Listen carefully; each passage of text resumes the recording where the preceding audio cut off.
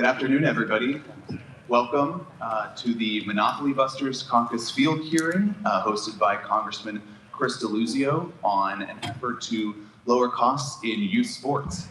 I'd like to first welcome Representative Dan Easty to come up here and start us off with the Pledge of Allegiance and a couple remarks. Thank you very much. Great to be here. We'll start with the Pledge of Allegiance. You could all please rise. I pledge allegiance to the flag of the United States of America, and to the republic for which it stands, one nation, under God, indivisible, with liberty and justice for all. Thank you all for joining us today, and special thank you to Chris, our congressman here. And it's a great issue that we're here to talk about today. It's about keeping kids off the street. And I see folks from my community. I'm blessed to be the state representative from this area for the past 18 years. And a lot of the funding and programming that I focused on is trying to put money into these facilities, into our neighborhoods to bring the little leagues back, to keep the kids off the streets. And it's important. I don't think you can put a dollar figure on what these folks do, the coaches that are here today, the volunteers that are out there, and the impact that they have on young people's lives. And unfortunately, the economy today has changed so much where a lot of parents are priced out of these activities. So we're excited that Congressman Deluzio is here today to talk about solutions and ways that we can keep kids busy without bankrupting their parents. And it's important because a lot of the parents nowadays, they're working so much and they want to be able to participate with their kids, and it's really a challenge. So thankful for Congressman Deluzio for being here today and with so many folks, and we look forward to working along with him on this issue for our community. So thank you so much for having us today.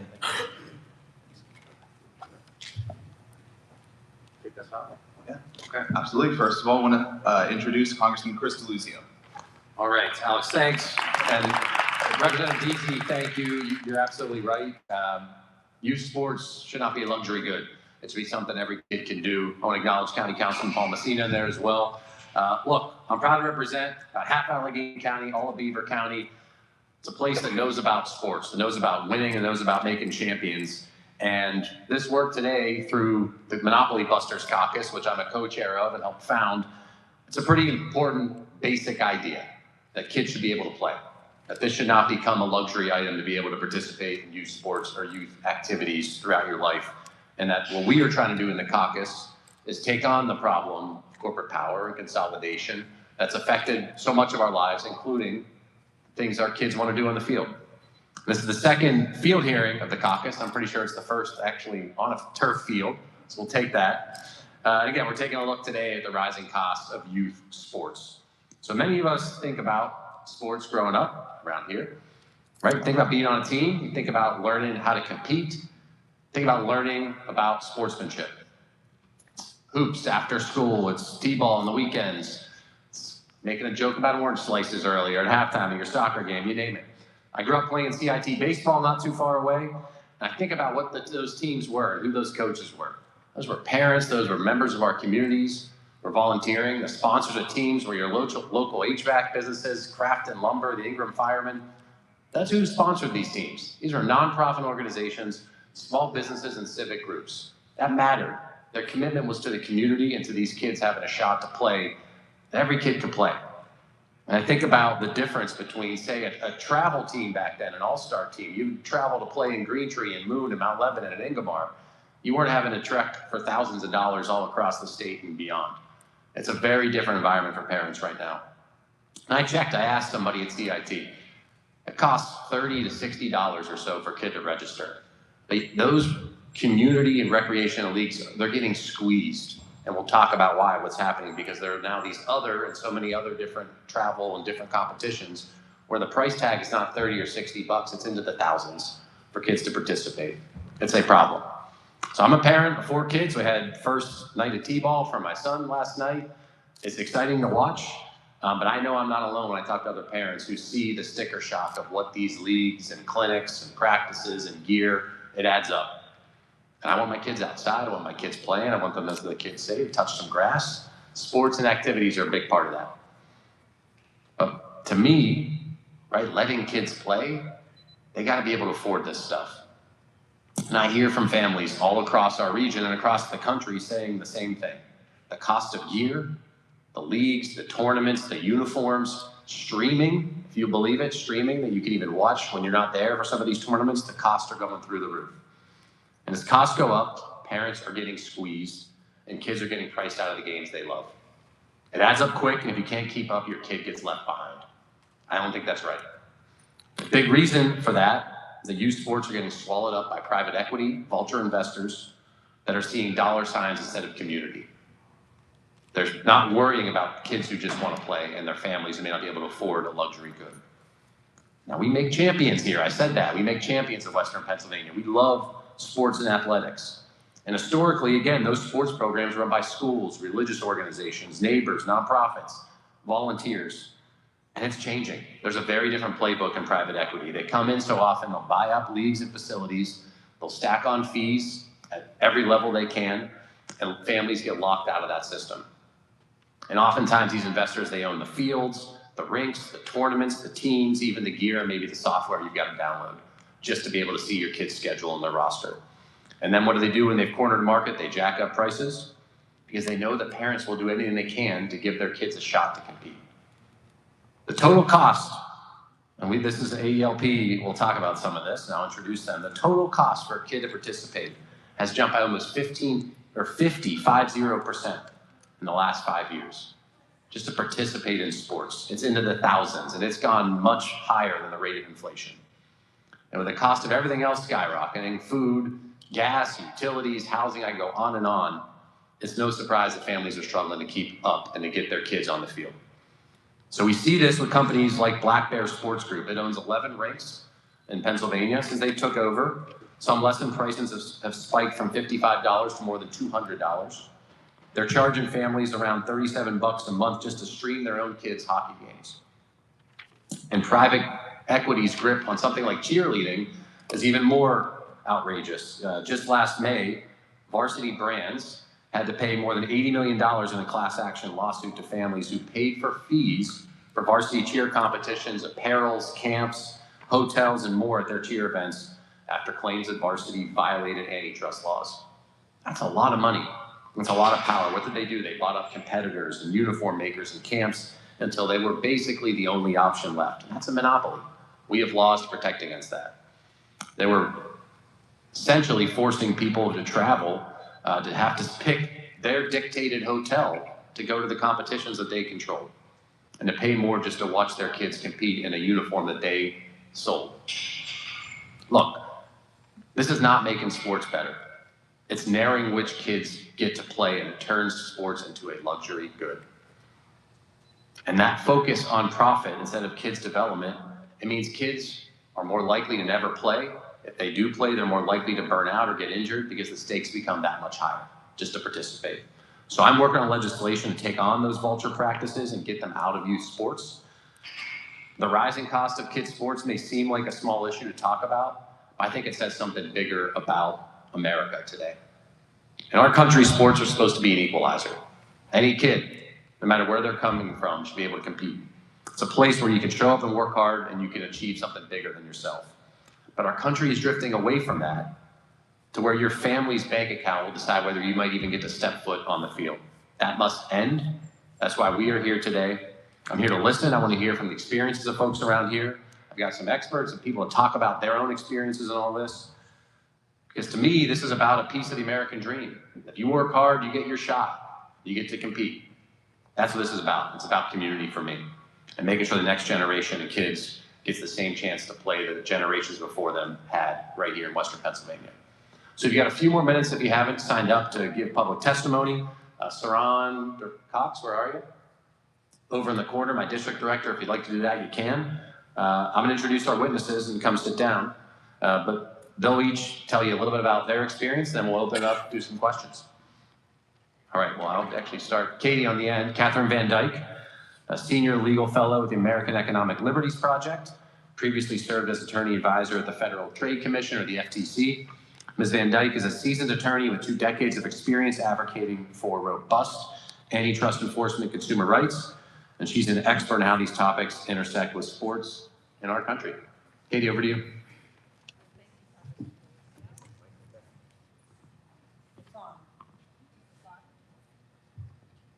There we go. Hi, everybody. Thank you so much for the introduction, and thank you to everyone who's here today. I'm Katie Van Dyke. I'm an attorney and senior legal fellow at American Economic Liberties Project. I've advocated for consumers, small businesses, and employees fighting corporate power for 20 years. And in recent years, a lot of my work has focused on abuse of power in sports. In December, I testified before Congress about why youth sports has become so taxing on families' bank accounts, time, and well-being, and I'm here to tell you what I told them.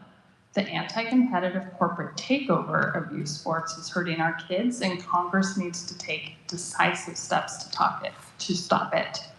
A lot of you and myself, we all remember when youth sports was simple, when we played rec league at the local park and pizza shops sponsored teams, coaches were volunteer parents. It didn't cost much and it was fun. Unfortunately, those days are largely over for our children today.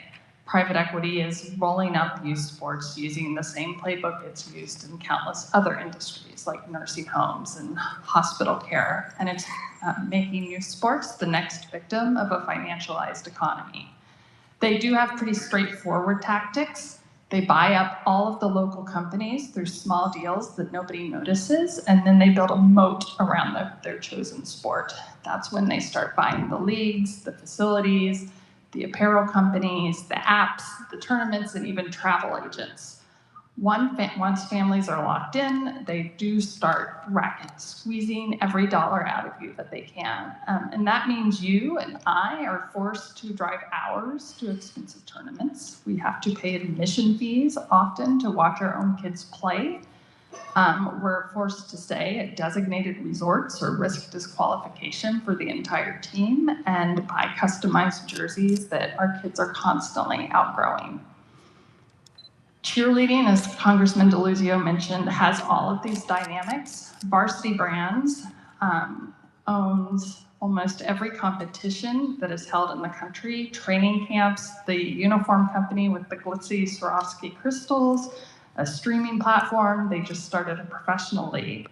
And before they were sued, they used that power to force cheer gyms to do business with them. If you wanted a discount on a competition, you had to buy their apparel. If you wanted a discount on apparel, you had to go to their competitions. They also had control of the governing body, which they used to make rules to favor their own businesses.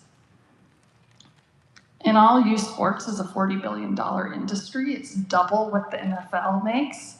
That money is coming directly out of parents' pocketbooks. Families are spending on average $1,000 a year on a single sport. That is 46% higher than it was 5 years ago. And if your kids play more than one sport, you are probably spending a whole lot more, especially for sports like hockey and cheerleading. It's sending families into debt and making the class divide even wider. Only about 23% of low-income kids play sports today, and that's compared to 44% of kids from wealthier families. And the kids who do play are getting injured more, and they're quitting earlier from burnout and forced specialization at early ages. Private equity is getting away with it for a few reasons. First, they have the money that youth sports needs. Second, they have a captive audience of parents who are understandably willing to spend what it takes to give their kids the opportunities that they deserve. Third, these firms prey on families desperate for a way to pay for college. There are frequently promises of recruiters, even though they know that only about 2% of kids will play past high school. And most of those kids are playing without an athletic scholarship or significant NIL deal. But there are ways for Congress to rein this in and fix it. First, we can break up the empires. That means bans on simultaneous ownership of tournaments and apparel companies or leagues and facilities. Second, we can demand more transparency and stop predation, and we can require companies to show families up front what the costs are.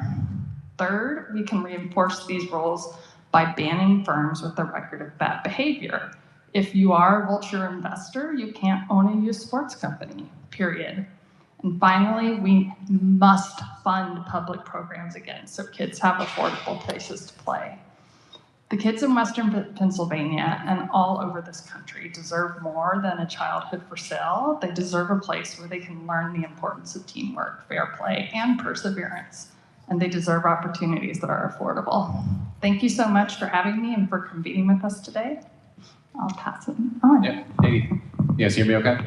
Katie, thank you. I want to introduce Coach Gino Palmasina. He's the head coach of the boys basketball team, Moon Area High School. Led the Tigers to victory in the 2024 Class 5A championship. And before he was at Moon, Coach Palmasina spent several years coaching at our alma mater, Bishop Canevin, guiding the program to back-to-back Whitfield championships and first ever PIAA Class A state title. Coach, over to you. Thank you. Is this on? I think so. You hear me? Yep. All right. Congressman, first, thank you for having me here. I'm honored to be here. Thank you for all in attendance. My name is Gino Palmasina. I'm the owner of Win Today Basketball, an AAU organization based right here in Western Pennsylvania. And as the Congressman said, I'm also the head basketball coach at Moon Area High School. I've seen youth sports from both the grassroots level and the more competitive travel circuit. But I can tell you firsthand, experience is that the cost of participating in youth sports, especially basketball, is rising at a pace that is becoming unsustainable for many families. When I started Win Today Basketball, the goal was simple: create an opportunity for kids to develop, compete, and be part of something positive without putting a financial strain on families. But over the past several years, that mission has become increasingly difficult to maintain because the costs associated with running a program have gone up across the board.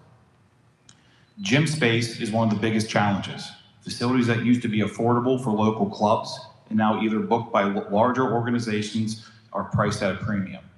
What used to cost a few $100s for consistent access has turned into thousands over a course of a season. For smaller community-based programs like ours, that forces tough decisions: either raise fees or reduce opportunities. Tournaments costs have also skyrocketed. Entry fees for competitive events continue to increase, and many of the top tournaments are now operated by large national organizations that control access and pricing. On top of that, families are expected to travel more than ever before. Hotels, gas, meals, it all adds up quickly. What used to be a local or regional experience has turned into a national business model. Uniforms, insurance, equipment, and staffing costs have all increased as well. Even something as basic as outfitting a team or paying qualified coaches fairly is more expensive than it was just a few years ago.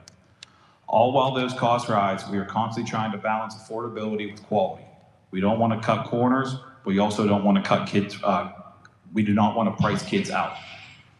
The reality is that many families are already being squeezed. I've had conversations with parents who have had multiple kids and cannot simply afford for all of them to participate anymore. That's a major concern, because youth sports should be about access, development, and community. What worries me the most is local programs are being pushed out. The grassroots organizations that built youth sports in these communities are now competing against larger, well-funded entities that can absorb costs, control facilities, and dominate the tournament landscape. That shift is changing the entire ecosystem, and not necessarily for the better. At the end of the day, kids just want to play. They want to learn, compete, and be part of a team. Our jobs as coaches, organizers, and leaders is to make sure that the opportunity exists for as many kids as possible. But if the costs continue to rise the way they have been, we're going to lose a lot of those kids, and that's something as a community we cannot afford. I'm going to pass it on, and thank you again, Congressman, for letting me be here. Yeah. Thanks, Coach. Introduce Dr. Shannon Connor, a resident of Carnegie and a seasoned educator and school leader with more than 20 years of experience in education, and the mother of a son who played competitive soccer at the local club and collegiate levels.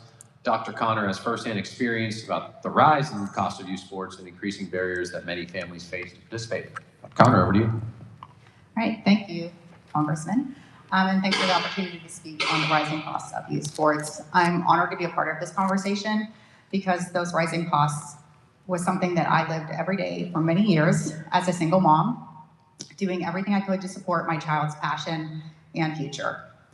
As I said, I'm the mother of a son who played club level soccer from 8th grade through his senior year of high school.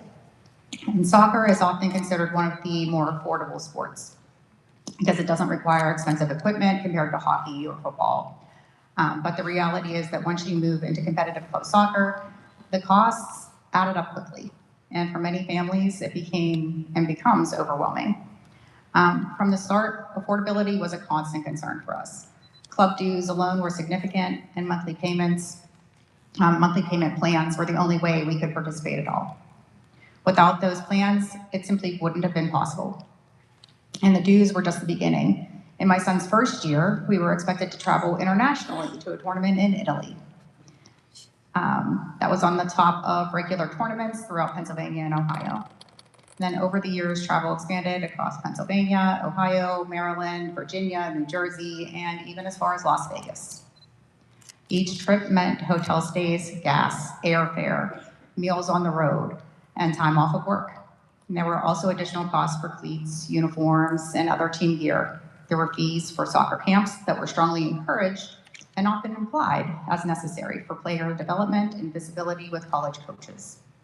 None of these expenses were optional if you wanted your child to stay competitive. As a single parent, these costs came with real trade-offs. Every decision involved careful budgeting and sacrifice. I often asked myself whether we could afford the next season or the next trip, even knowing how much soccer meant to my son, not just physically, but socially, emotionally, and academically. In the end, his hard work paid off. He went on to play Division III soccer in college, an opportunity that shaped his future in positive and lasting ways.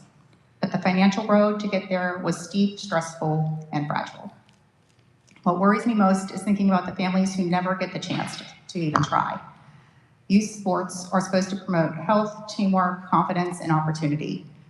But when costs rise and access narrows, those benefits become reserved for families who can afford them or who are willing to shoulder unsustainable financial strain. My experience shows that passion and ability are not barriers, cost is. If we want youth sports to remain a pathway for all kids, not just those with means, we must prioritize affordability, transparency, and access. No parent should have to choose between financial stability and giving their child the chance to play the sport they love. Thank you, everybody. So I'd like to ask a few questions before we open up for testimony from folks here in the public. Coach, I'm going to start with you.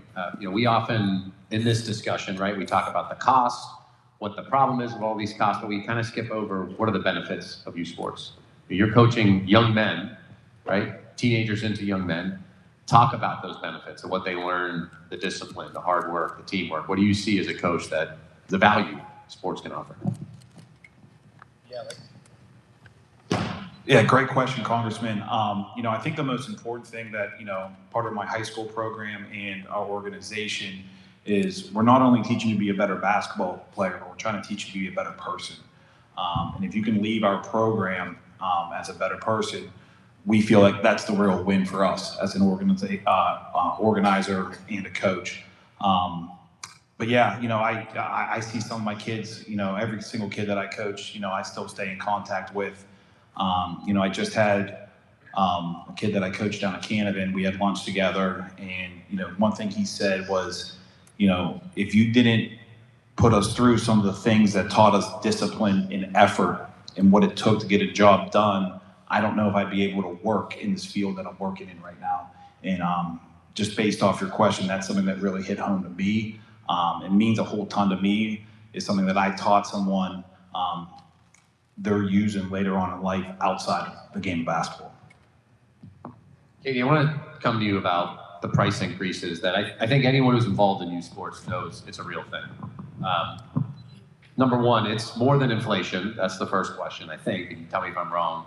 But then what are the practices? What are the things that private equity and big corporate investors are really doing to drive up that price? Thanks, that's a great question. Yes, it is significantly higher than the rate of inflation over that period of time for most other products. In terms of what private equity does, there are a few ways that to start to rewind a little bit, when a private equity firm buys a business, their goal is to extract as much profit from that business as they can in a short period of time. And they do that in a few ways that are good for the investor, but bad for the business's underlying health. They take out, there's a thing called dividend recapitalization. They take out loans against the business simply so they can pay their investors. They charge the business fees to try to recoup their investment faster. They raise prices, they cut costs, they find everywhere where they can cut corners. That might mean slashing salaries, slashing the number of jobs at Walgreens. Was it Walgreens, or I think was recently bought by a PE firm, and they cut all of the employees' paid time off for federal holidays. So there's a lot, so it's not only that it's bad for the kids, it's bad for the business as well. And then it just ends up getting cycled through endless PE firms after endless PE firms who are in it for the profit. They're not in it to grow the business and help the kids. Dr. Connor, you talked about some of the expenses in gear not really being things you could say no to, and that there was pressure that if you didn't have the right stuff, you couldn't even really present on the field at the level. Give us some more sense of what that was like and what the pressure was to have the things and show up at the expensive stuff.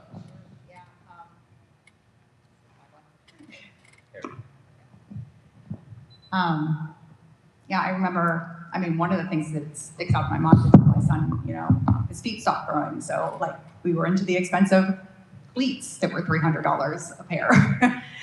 And those were replaced every season because he was on, you know, he played for high school, he played for his club, he played in rec and travel league for a while as well, trying to juggle everything. So there was that. There were cold winter gear to stay on the field. We had tournaments in February in Washington, D.C. I remember going down for those.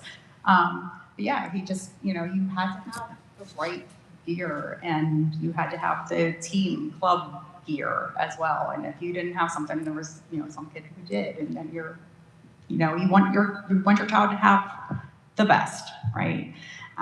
You want them to fit in and not be ostracized for not having everything that some of the other students or other children have on the team. Yeah, it's a lot. And then, like I said, the first year he had the tournament in Italy, and you know, we're just coming into a new club, and this was a new thing. He had started late for, you know, an 8th grader starting club soccer, and hearing we had to go to Italy, who's going to say no to their child and say, nope, we're not going? We figured out a way, but it was a strain. It was definitely a strain. Thank you. Alex, I think I'm going to hand it over to you to start taking in some testimony. Yes, thank you everybody for your testimonies. Those in the audience, similar to up here on the panel, we have parents, we have coaches, we have local leaders, and we want to hear your stories.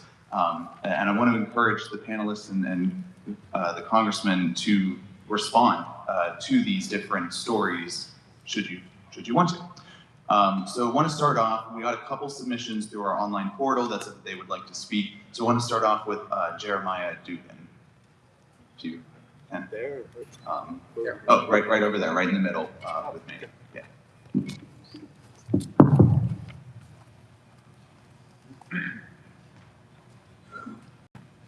Thank you. My name is Jeremiah Dugan, and I'm dressed a little casual because I just left my classroom in Brookline to go back to coach a soccer game in about, well, an hour.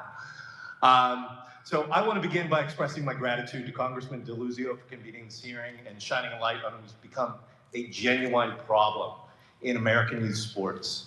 For the past 26 years, I've served the students of Pittsburgh Public Schools as both an educator and a youth sports coach. In that time, I've witnessed firsthand the steady erosion of accessible, community-based athletic opportunity and the very real consequences that erosion has for young people and the communities that grow up in it.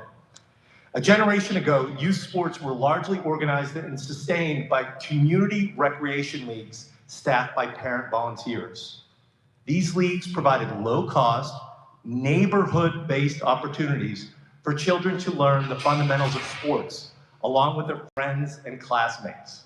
Today, many of these leagues are gone or on the verge of collapse, displaced by a professional club model that demands significant financial investment from families, multiple uniforms, specialized equipment, and travel schedules that would have seemed extraordinary even for minor league athletes not long ago. The data bears this out. The Aspen Institute estimates that American parents now spend $40 billion annually on youth sports, a figure that represents only family spending and does not include public or private spending. The average family spent $1,016 on a child's primary sport in 2024. That's a 46% increase since 2019, much higher than inflation, which is roughly twice the rate of it. For families enrolled in travel or club programs, costs can exceed $10,000 a year. I can speak to the shift not just through data, but through my direct observation. When I began coaching soccer at Southbrook Middle School in 2007, every girl on my team also participated in a local recreation league, playing with their neighbors and developing their skills in a low-pressure, low-cost environment. By 2019, my own daughter was the only player on my team who had played outside the school setting. The team I go back to today, I'm the only coach they've known. The Aspen Institute, the reason for that is that the community infrastructure that has taught our kids for generations sports isn't there anymore. You have to pay to play. The Aspen Institute further research shows that the participation gap between low-income and high-income households has grown to 13.6 percentage points in 2012. It grew to 20.2% in 2024. Just 24% of children from low-income homes participate in recreational sports, compared with 40% from high-income homes. When cost becomes the primary barrier to participation, sports stops becoming a public good and becomes a private good. This matters beyond athletics. The research is clear that youth sports participation builds what economists and educators call non-cognitive skills: teamwork, resilience, discipline, and the ability to navigate adversity. These are not peripheral benefits. They are foundational to long-term civic and economic participation.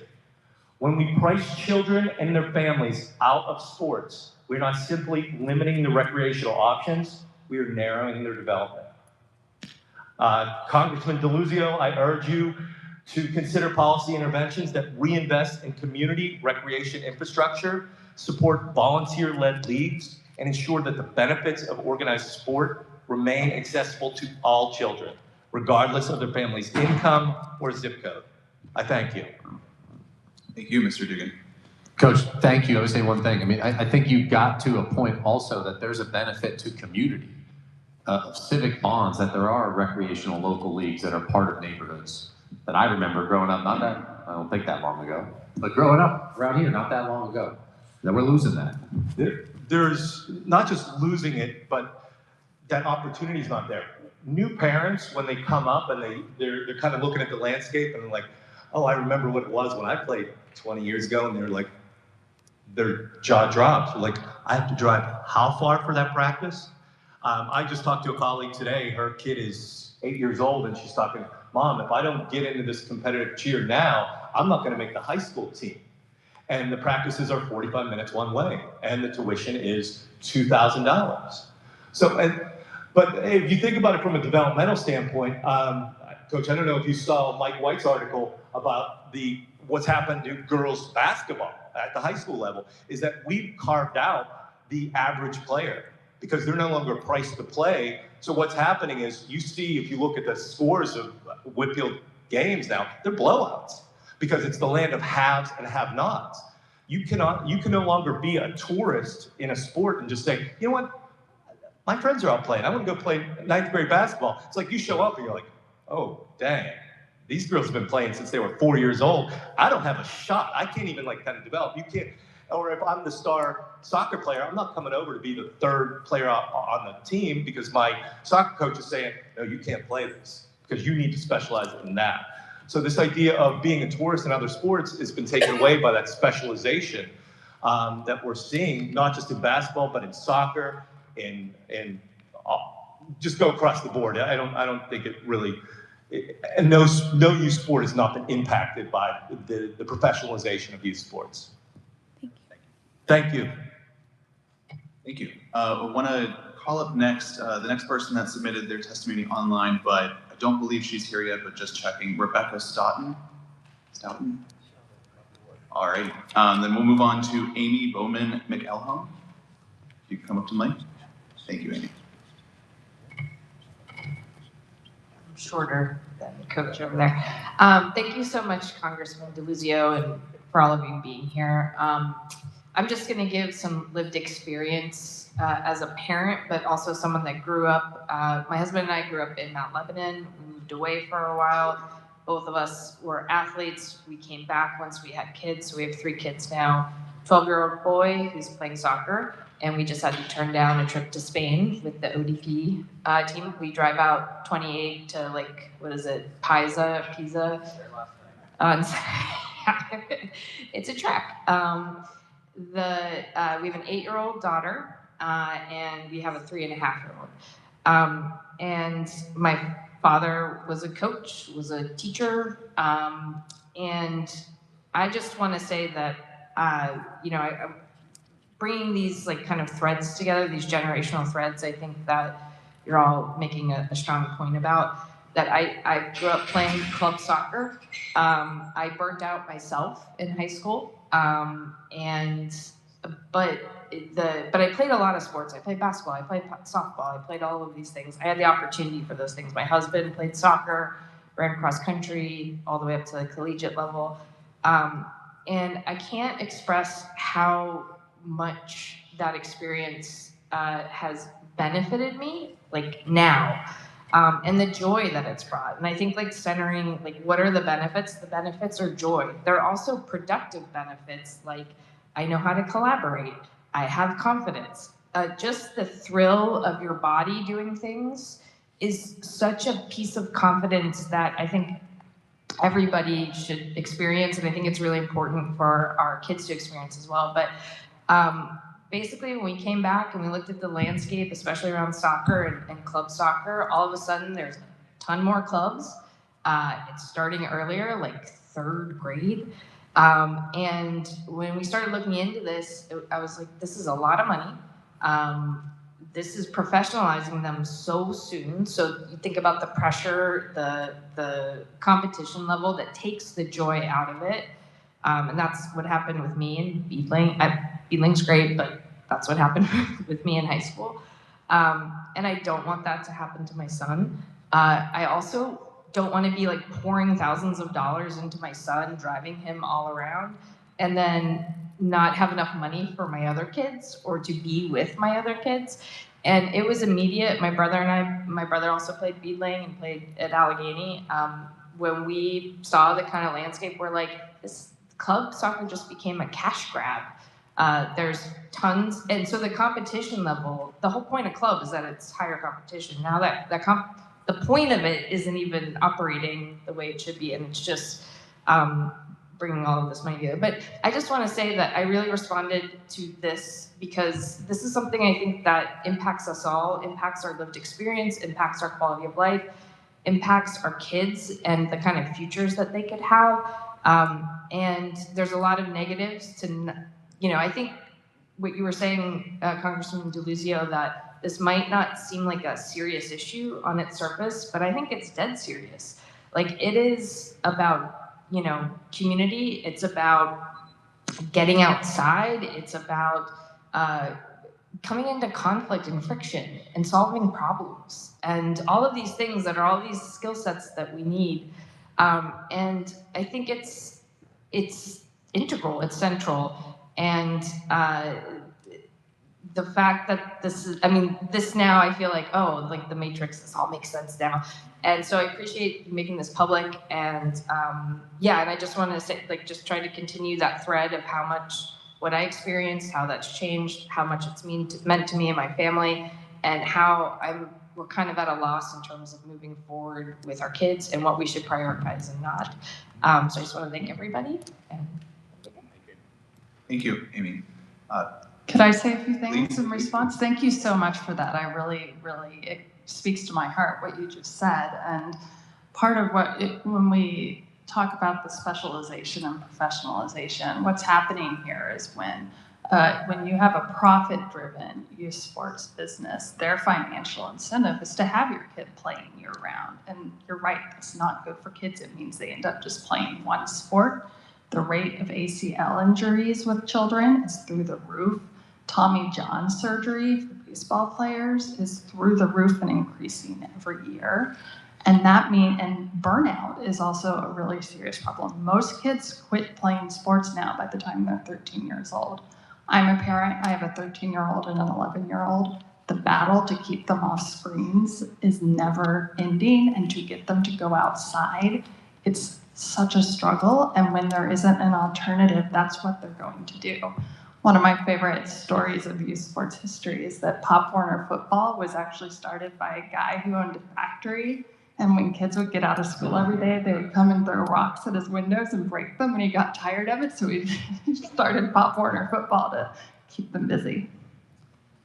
And if I don't mind just like popping in, I think that's so important that sports isn't about like optimization. Like sometimes you're just doing it without like an end game. You're just playing. And I think that's really important. And to the battle of keeping the screen, like the screen battle, screens are everywhere, so we're at a like it's impossible, and you just feel like you're failing all the time. Mm-hmm. And then just thinking too about like when we used to have like this Mount Lebanon Saloon would like be the sponsor, and everybody would go there after a game, and the whole family would be there. And yes, it's a bar, but it was community. So yeah, I just want to say, completely understand it. Oh, and I just want to say another point on the mental health thing, like physical deterioration, yes, and then there is like a balance where like I'm seeing this in my son, where if he's not being physical, not getting that outlet, he gets a lot of anxiety. But if he's overburdened and he's like, there's so much pressure on him, I see him get anxious too. So trying to find that like middle ground is hard. It's hard. Yeah. Thank you. I can add to that on the mental health side of things. I saw with my own child when he was not playing soccer anymore, like the knee shaking, like the anxiety. And as he got older, he realized himself that, oh, I have anxiety. I have this issue. And I need to deal with it. And he notices even now he still plays soccer in an adult league, but would notice like when I'm not playing, my mental health is definitely deteriorating a little bit. So yeah. Thank you. I believe those were our only planned testimonies, and so you guys know the game here. So if you want to share your experience, briefly, whether that is as a parent, as a coach, please raise your hand. Yes, first one I saw. Please go up to the microphone. Sorry, I thought I did sign up. Oh, no, you're good. Hi, thanks, just like everyone else said, Congressman Deluzio, for holding this hearing. I think it's very important. I just kind of wanted to speak more of a pricing people out. Like, for example, I have 2 kids. My son's playing travel baseball. My daughter's still in club volleyball. They're going to be juniors next year. Nothing's going to change for me. And technically, I can afford it. So I'd like to pay less, but my kids haven't been priced out. But what I feel is that as a child, I desperately wanted to twirl a baton or do gymnastics. But we didn't have the money for that. Those weren't community programs. So I never got to do those. But I always got to do softball, which was the love of my life sport. I got to do some basketball, but not till high school, but I played volleyball. I wasn't priced out of participating. I couldn't maybe do 2 things I wanted to do, but, I got to do these other things that I really loved. There's no way my parents could put me in any sport today.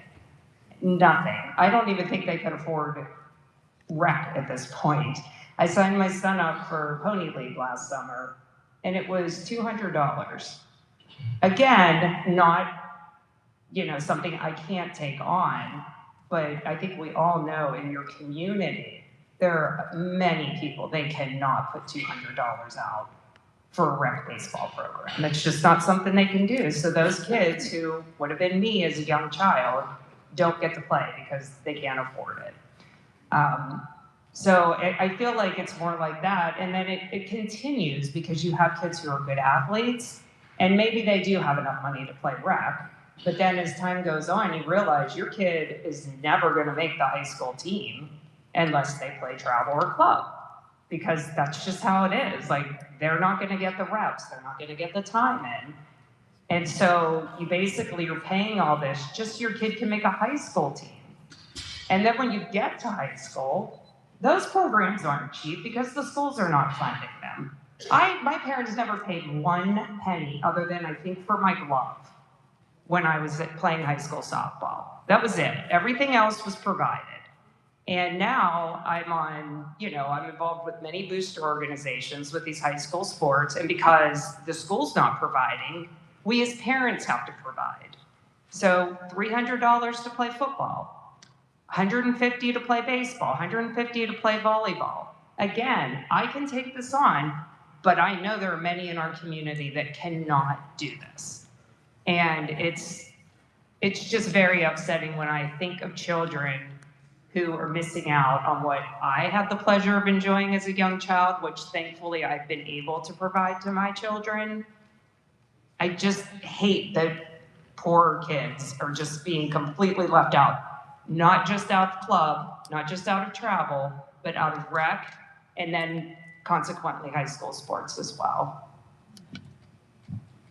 You got to a really important point, and thank you, by the way.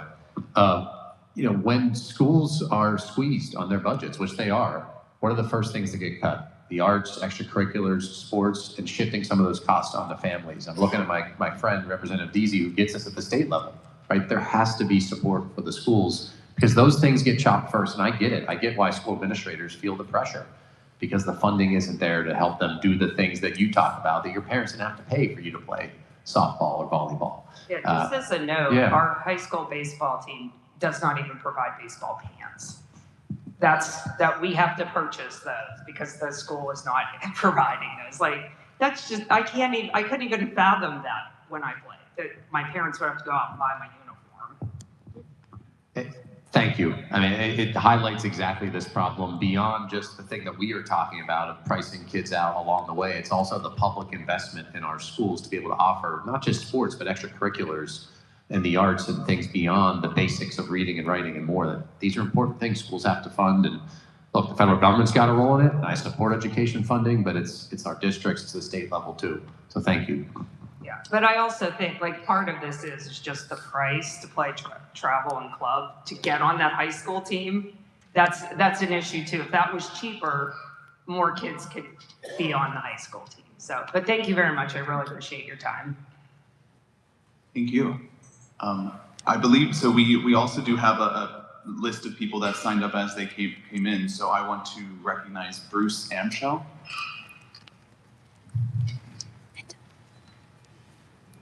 I'll make this brief because the way sports are today, I'm going to have to go home and probably watch professional cornhole and pillow fights and everything else that is on TV because of the money involved in it. Now, I don't know if you can legislate this from the top down or from the bottom up. I think initially you're talking about legislating this from the top down and breaking it up. I wouldn't know if it is possible at this point to take these corporations and somehow make them register as socially responsible corporations, where they have a bigger job to do for their stakeholders rather than their shareholders. I don't know, does the FTC have enough bite in it?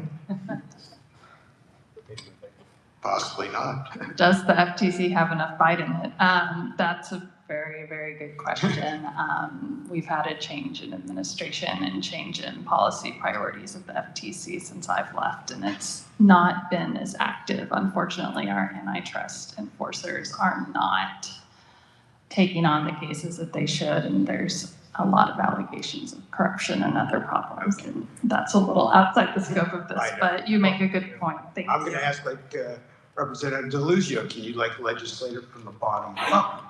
as far as, acting to get more communities and school districts involved in a way that maybe is beneficial to their taxpayers in order to volunteer, in order to cooperate with each other.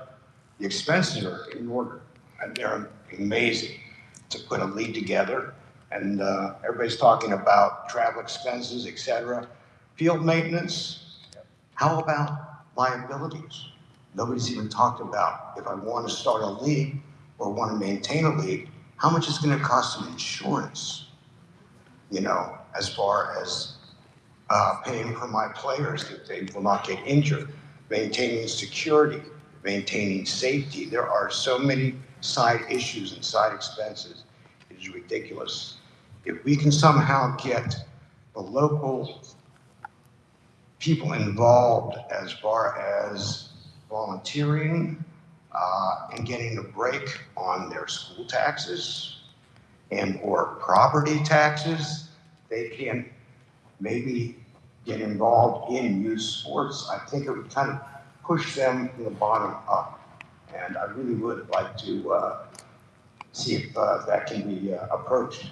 Yeah, well, look, the short answer is maybe, and part of it is, the very honest answer is you're talking different levels of government that got to work together, right? My friend and colleague, the state representative, Dan Deasy's over there, County Councilman Paul Messina. You've got to get school districts to pay attention. Us at the federal government, right, to tackle this problem at the corporate and private equity level, but you need each level of government to do something there. You're talking, municipal and school district level too. So this is not just one level of government as I hear it. And I don't think we're limiting ourselves to what's just one approach. Yes, I've got a vote in Washington and we're working on ideas for legislation, but I work with my counterparts at the state and local level, and I think they care about this a heck of a lot too.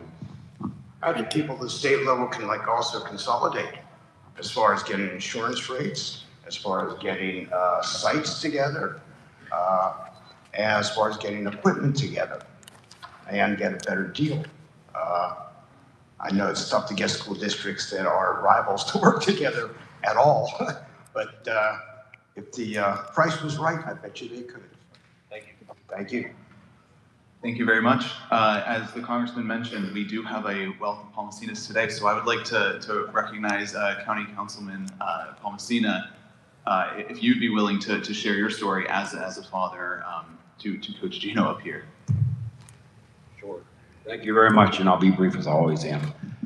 Congressman, great job today, and everyone has spoken is saying the right things. I've been coaching grade school basketball for 35 years, right up here at St. Margaret's. I coached 3 of my boys in Our Lady Grace football for about 15 years, and I also coached in baseball over at Westwood. And I think the comment that keeps coming back to me, and I don't remember who made it, is these neighborhoods, when my kids grew up and when I grew up, we knew everybody in our neighborhood. The kids we played with, we saw them 5 and 10 and 15, 20 years down the road. You don't see that anymore. I was raised by my mom. I'm the last of 7 kids. My father died when I was 5. The way things are now, she couldn't afford to put my brothers and sisters in a local association. My friend Marty Langford, sitting right here, he has a program down in Chartier City that Dan Deasy is well aware of. We try to fund them, but it's so expensive. He has 200 children playing football, and then he has another 50 probably cheerleaders. So I guess the theme here is we need to get back to basics. These people that have these programs are making crazy amount of money, and I want to thank you for having this, but this is just the start of this. I want to say something about my son real quick, and I'll be done. The championships are great. I go to every one of his games, but the thing is when I see these kids come back years after they played for him and say, you made a small difference. That's what this is all about. I still see kids that I coach to say, Coach, you yelled, you made us run, but you did it the right way, because when I go home, I respect what my parents do for me to get me to these practices. So I'm on board. Whatever I can do for you, just count me in. Thank you. Thank you. He teed you up pretty well, so next on our list to talk is Mr. Marty Langford, if you would like to come up.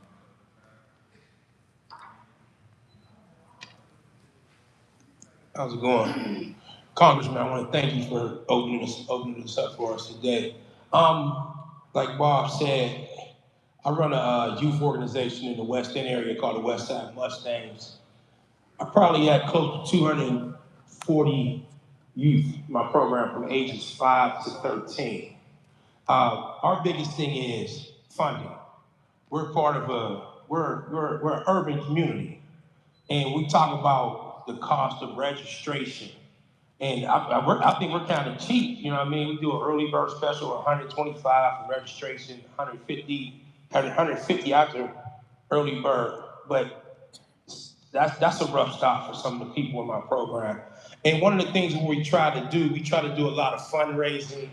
One thing I'll say about Dan and Bob, they have been very, very strong in our program over the years. We've been in existence. This is our 10th season. And we started from nothing.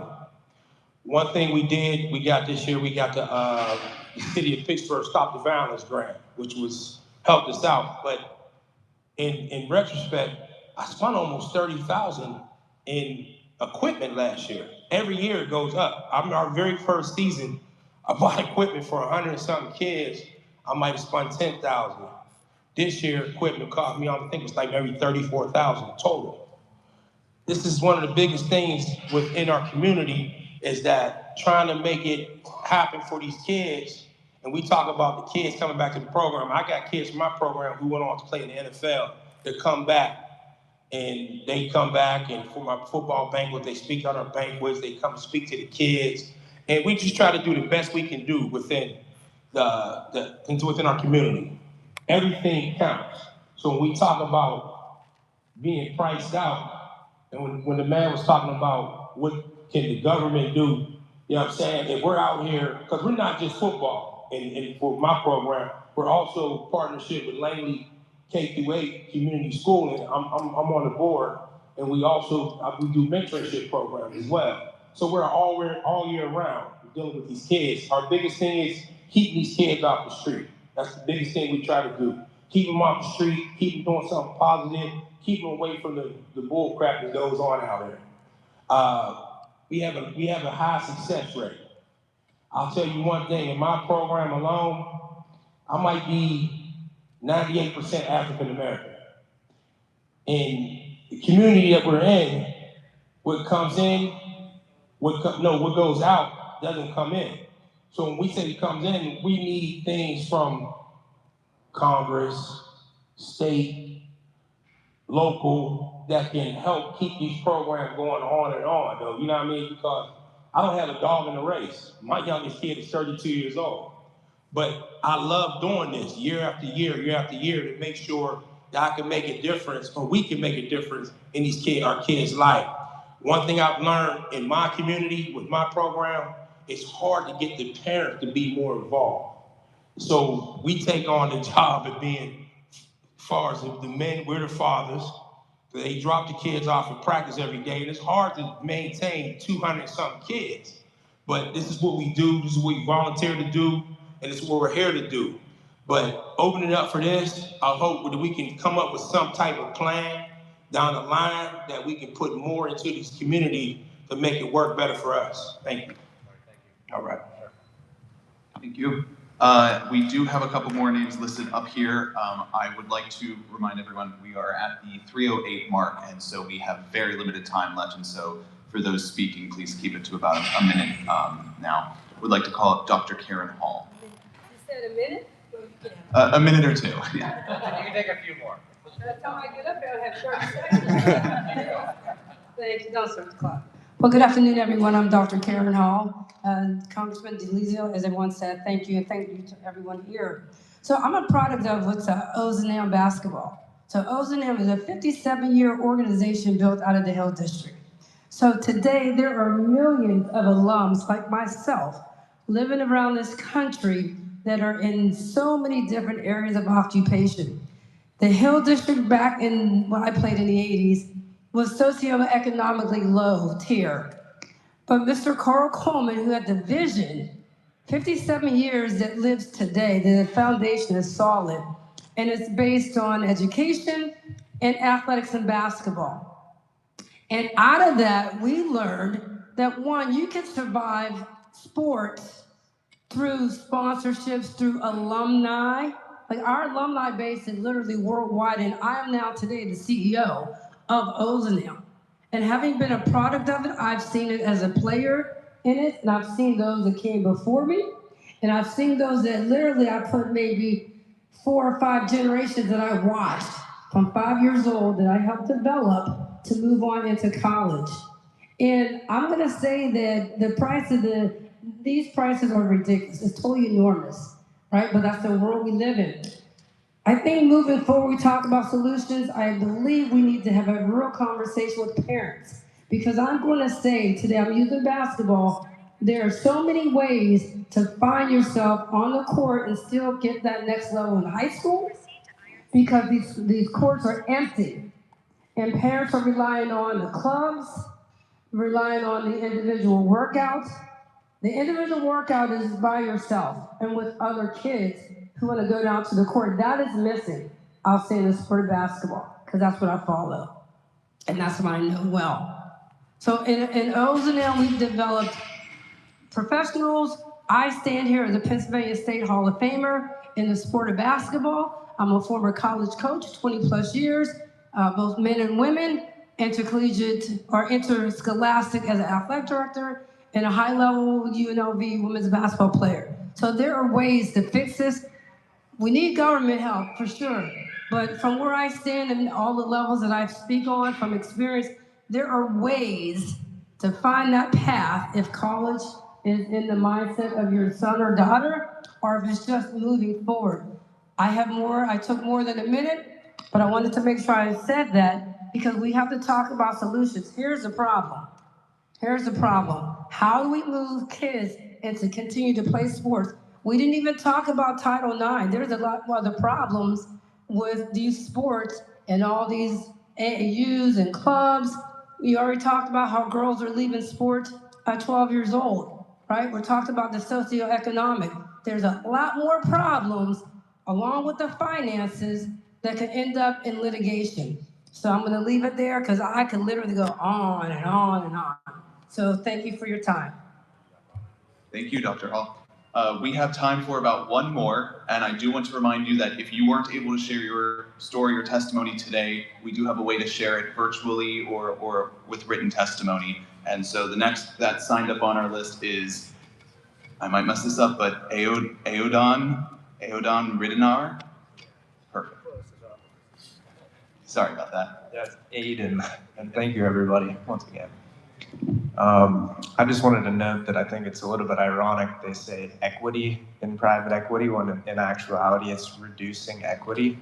And it might be a good question to ask what public equity looks like in youth sports. So I'm part of Coach Across America and AmeriCorps. I'm currently serving at Three Rivers Rowing Association, which is a little bit atypical. You think of rowing as being this more affluent sport, like Ivy League type athletics, but Three Rivers is different because it is a nonprofit. We've been around since 1984, so I would say we can be looked at as an example of a sustainable nonprofit in the youth sports space. We have a couple of programs that are only possible because of our volunteers and the creative development on our administrative side. So we have First Row 2.0, which is a highly subsidized program that we do the back end work of working with foundations, private donors, and internal fundraising projects to bring the cost down 85%. So people are left paying perhaps $50 for an entire week-long camp every single day. That also includes STEM curriculum in the afternoon where they learn about physiology of sports in general, and then also on-water coaching with all the safety regulations and certifications.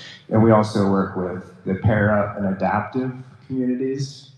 So we're also trying to increase participation in the adaptive communities. Rowing presents a sort of weird combination of new for most people by the time they get to high school. So there's not like a bias towards people who've been practicing since they were 4 years old or something like that. So, and additionally, on the adaptive side, the boat itself can be adapted physically to accommodate a wide range of either physical or mental impairments. So our mission is to be as inclusive as possible, and I think my main point is that when we go to develop programs, we have to be as creative as possible to make sure all the features and benefits are there for everybody, and that, for example, we've never turned anybody down for financial assistance at any of our programs. So just a couple ideas and perhaps solutions to bring up. So thank you so much for having this. It was great. Thank you. Alrighty, like I said, that concludes our time for the written portion, and I would like to... Sorry, before you end it up, I took off work to come and see my piece here. I don't know, sorry to take everybody's time here, but I know it's still PM, in the middle of the working day. I'd rather the next town hall, in-person the town hall, to be after work. If it's gonna be about working parents, kids, have it be in the afternoon, not in the middle of the working day. Thank you for that first. This is a great venue, by the way. I came here a lot. It used to cost $5 to play pickup soccer, and then it doesn't anymore, so time changes. My kid is going to Taekwondo after class programs, so I'm getting interested in this topic. Now, why don't after school programs have an FSA fund for it? Just like your healthcare or daycare, why can't we pay for after school programs using that? And this is truly a symptom of the declining standard of living in the US. People can't volunteer to go oversee clubs because they're working 3 jobs. They don't have time to volunteer. This is something that really we need to be working on to make sure that maybe give them tax credit for volunteering in these sports and coaching these programs. I am very happy to have been notified about this town hall meeting. It's probably the first one in person in a year. We can create billions of dollars in taxes that we can fund these programs. Simply if the Congress stops funding the Israel genocide bills that have been going on in the past 2 years, if we stop doing that, we'll get like $20 billion. We can fund these local programs. This is of national importance. We need to have our Congress people to stand for something important for the community. Stand for what you represent, not what you don't represent. I abhor the Republicans, but that's not enough for the next level of governance to be. We have to stand for something, not stand for what we are not. Thank you. Thank you. And like I said, we do have written testimony submissions up here, so find me. We do have an email for that. If you would still like to share your story, I would like to hand it over to Congressman Deluzio for some final remarks. Okay. Thank you, everybody. Thanks to Sportsplex for hosting, to our panelists for joining me, for everyone who shared their views or will do that after as well. Look, we're going to continue to work on legislation about what we can do to make sports less of a ripoff, not a luxury item, something that exists in our communities for every kid that wants them. That's the effort. That's the idea. Thank you for helping us with that work. We have work to do on this in our caucus and beyond. And I'll just say one thing. You didn't hear from me, or really anyone up here, partisan politics, because to me, this issue affects kids no matter what their parents' or community's political views are. I'm not naive about the environment in Washington, but I think this is a place where we can actually get something done for kids in this country. So thank you for being part of this. Again, thanks to my panelists for joining us. Thank you, everybody.